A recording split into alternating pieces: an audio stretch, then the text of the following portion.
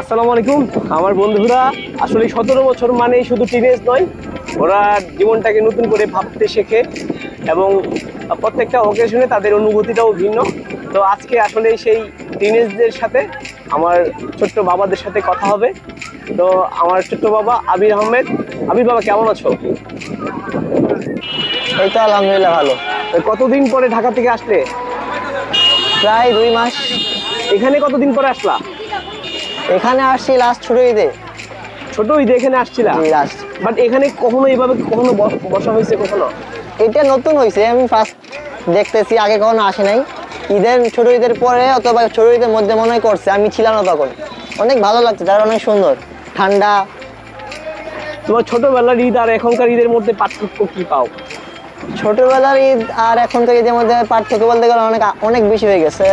ছোটবেলার ঈদের অনুভূতি ছিল একরকম, আর এখন বড় হয়ে গেছি, অল্প হলেও দায়িত্ব বাড়ছে, যার কারণে এখন অনুভূতি একটু চেঞ্জ হয়ে গেছে। কেন, পড়াশোনার চাপ বেশি নাকি বড়রা সালামি দেয় না?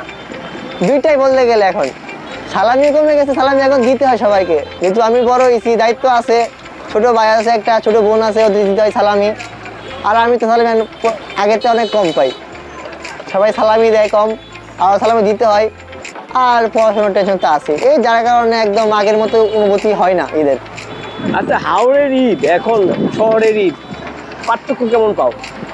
হাওড়ের ঈদ আর শহরের ঈদের মধ্যে পার্থক্য আছে অনেক, বলতে গেলে মুষ্টিমেয় কিছু পার্থক্য আছে। যেরকম শহরের ঈদের দিনে যে আবহাওয়াটা, সবাই আমি জানি আমার মতে সবাই ঈদের দিনে সবাই বাসায় থাকে, ফোন টিপে।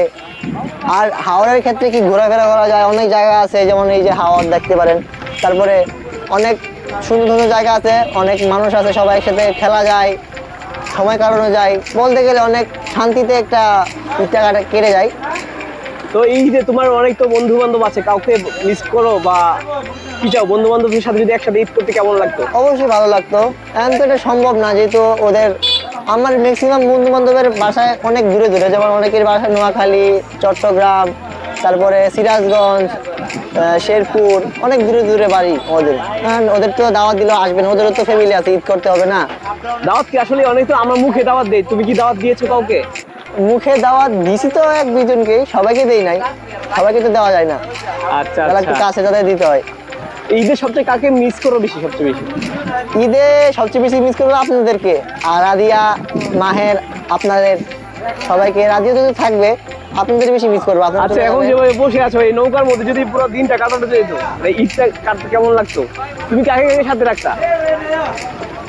আমি একলা থাকতে বেশি পছন্দ করতাম, সাথে একটা ক্যামেরা থাকলে ভালো হইতো। একলা থাকলে বেশি ভালো কাটবে দিনটা, মানুষ যদি না থাকে। মানে একা একাই একা একাই সবচেয়ে বেশি ভালো লাগবে। আচ্ছা আচ্ছা। আসলে তুমি স্টুডেন্ট লাইফে আমরা অনেক কিছু করেছি, আর তোমার কি কি করতে ভালো লাগে আর কেন ভালো লাগে? আমার কি কি করতে ভালো লাগে, এখন অনেক কিছু করতে তো ভালো লাগে, সব স্পেসিফিক কিছু না, তবে ম্যাক্সিমাম ক্ষেত্রে মাঝে মাঝে বই পড়লে ভালো লাগে। বই পড়ি মাঝে মাঝে। এটা কিন্তু আমি কিন্তু বেশি বলে ফেলছো, বই পড়তে ভালো না লাগে? না, আমি বই পড়ি এখন, আগের থেকে তুলনামূলক অনেক বই পড়ি। মানে গল্পের বই? গল্পের বই, এক্সট্রা বই পড়ি। কাকে, তোমার প্রিয় লেখককে?